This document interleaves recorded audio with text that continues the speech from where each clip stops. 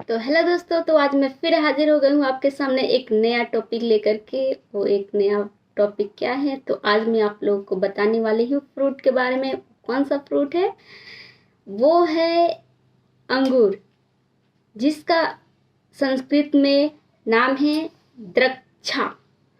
और इसको हिंदी में अंगूर बोलते हैं, अंग्रेजी में ग्रेप्स बोलते हैं, और गुजराती में द्राख बोलते हैं, और मराठी में भी द्राख बोलते हैं। ठीक है, तो आज मैं इसी टॉपिक पे चर्चा करने वाली हूँ, अंगूर के बारे में, क्या क्या इसके हानि लाभ है।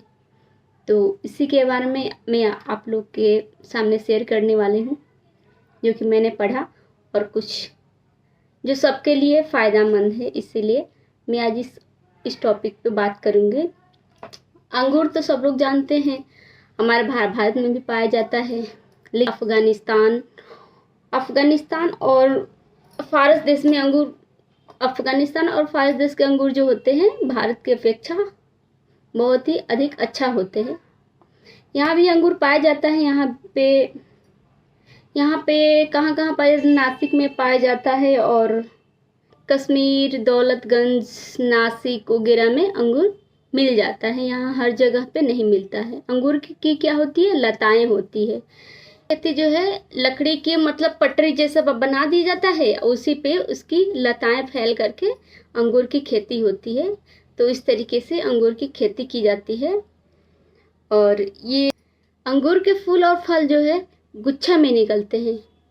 पूरा फूल जो है ऐसे ऐसे गुच्छा के नीचे की तरफ लटकता है, और फूल उसी में फल लगते हैं, गुच्छा की तरह लटकता है, उसमें निकलते। तो चलिए, ये तो हो गया अंगूर की सामान्य जानकारी। अब चलिए हम आपको, तो अंगूर जो होते हैं वो सामान्य रूप से 5 प्रकार के। तो वैसे तो बहुत सारी प्रजातियां होती हैं अंगूर की, लेकिन ऐसे देखा है तो सामान्य रूप से अंगूर जो है 5 प्रकार के होते हैं, जिसमें से 2 काले और 3 हरे रंग के अंगूर होते हैं। तो काले वाले अंगूर खाने में बहुत ही मतलब मीठे लगते हैं, और हरे वाले भी अंगूर बहुत अच्छे होते हैं, जिसमें से पिटारी नाम का अंगूर जो होता है वो लंबा लंबा और अच्छा होता है, जो कि खाने में वो बहुत ही स्वादिष्ट लगता है।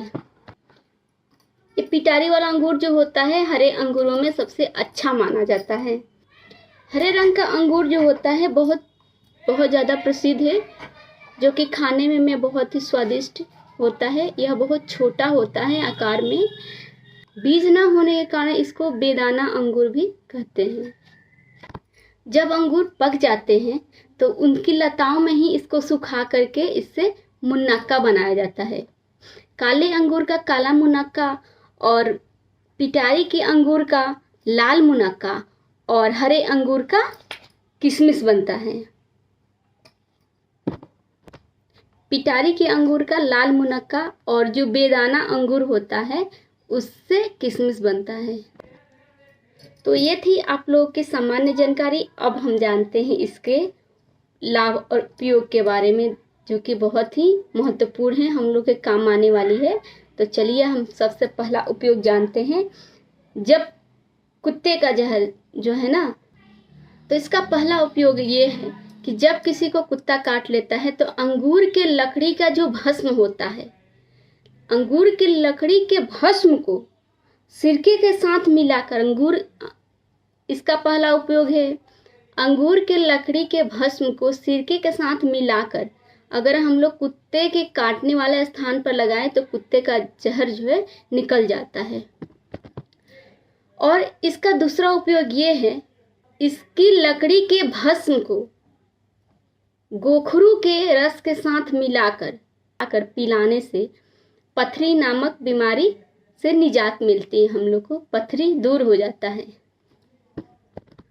अंगूर का तीसरा सबसे बड़ा उपयोग ये है कि अंगूर के पत्ते के ऊपर घी लगा देंगे, घी लगा करके उसको खूब गर्म कर देंगे।